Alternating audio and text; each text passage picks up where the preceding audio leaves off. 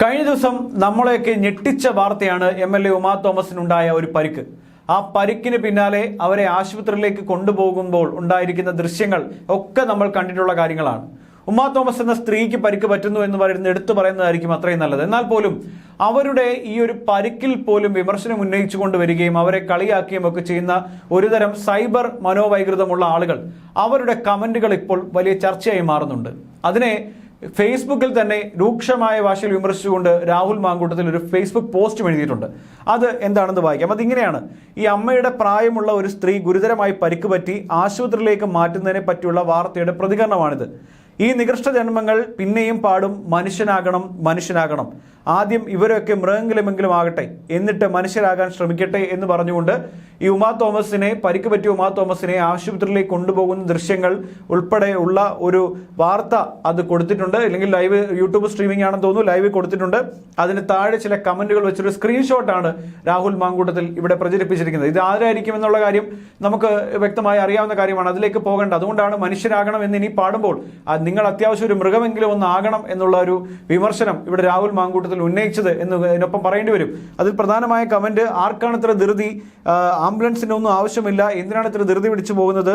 ധൃതി വേണ്ട, പതുക്കെ പോകണം, ഭയം വേണ്ട, ജാഗ്രത മതി എന്നുള്ള ഒരുപാട് കമന്റുകളാണ് ഈ ഒരു വീഡിയോയ്ക്ക് താഴെ വന്നിരിക്കുന്നത്. ആ സ്ക്രീൻഷോട്ടാണ് ഇപ്പോൾ രാഹുൽ മാങ്കൂട്ടത്തിൽ പങ്കുവെച്ച് ചെയ്തിരിക്കുന്നത്. എന്തായാലും ഇത്തരത്തിൽ MLAയോട് കാണിച്ചിരിക്കുന്ന, MLAയുടെ ഏറ്റവും മോശം ആരോഗ്യാവസ്ഥയിൽ നിൽക്കുന്ന സമയത്ത് പോലും അവരുടെ പഴയ വാക്കുകൾ ഉപയോഗിച്ചുകൊണ്ട് അവരെ ആക്രമിക്കാൻ ശ്രമിക്കുന്ന ഒരു രീതി, അതൊരു തരത്തിലും യോജിക്കാൻ കഴിയുന്ന ഒരു കാര്യമല്ല. അതുകൊണ്ട് മനുഷ്യരാകണമെന്ന് പാടുന്നതിന് മുമ്പ് നിങ്ങൾ അത്യാവശ്യം ഒരു മൃഗമെങ്കിലും ഒന്ന് ആകണം എന്നുള്ള ഒരു വിമർശനം കൂടിയാണ് രാഹുൽ മാങ്കൂട്ടത്തിൽ അവിടെ വെച്ചിരിക്കുന്നത്. ഈ ഒരു പരാമർശം MLA ഉമാ തോമസ് നടത്തിയത് KRailമായി ബന്ധപ്പെട്ടാണ്. KRailന്റെ പ്രായോഗികമായ പ്രശ്നങ്ങൾ നമ്മുടെ നാട്ടിലുണ്ട് എന്ന് ചൂണ്ടിക്കാട്ടുമ്പോഴാണ് ആർക്കാണ് ഇത്ര പെട്ടെന്ന് പോകേണ്ടത്, ഇത്ര ധൃതി എന്താണ് എന്ന് ഉമാ തോമസ് അന്ന് ചോദിച്ചിട്ടുണ്ടായിരുന്നു.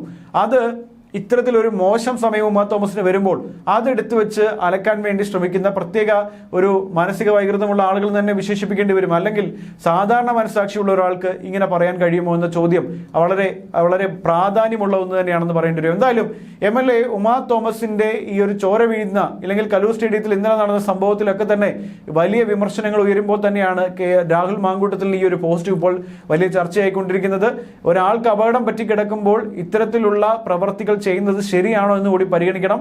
ഏതായാലും ഇങ്ങനെ ഒരു കമന്റ് ഇട്ടുകൊണ്ട്, ഇല്ലെങ്കിൽ അവർ വ്യക്തിപരമായി അധിക്ഷേപിക്കുന്ന തുല്യം തന്നെയാണ് തോന്നുന്നു ഇത്രയും വലിയ കമന്റുകൾ എന്ന് പറയുന്നത്. എന്തായാലും ഇതൊക്കെ തന്നെ ഒരു കാരണവശാലും അംഗീകരിക്കാൻ കഴിയുന്നില്ല. പ്രത്യേകിച്ച് നമ്മുടെ കേരളത്തെ സംബന്ധിച്ച് നമ്മളങ്ങനെ രാഷ്ട്രീയ വൈരാഗ്യം ഉള്ളിൽ കൊണ്ട് നടക്കുന്ന ഒരാളുകളല്ല.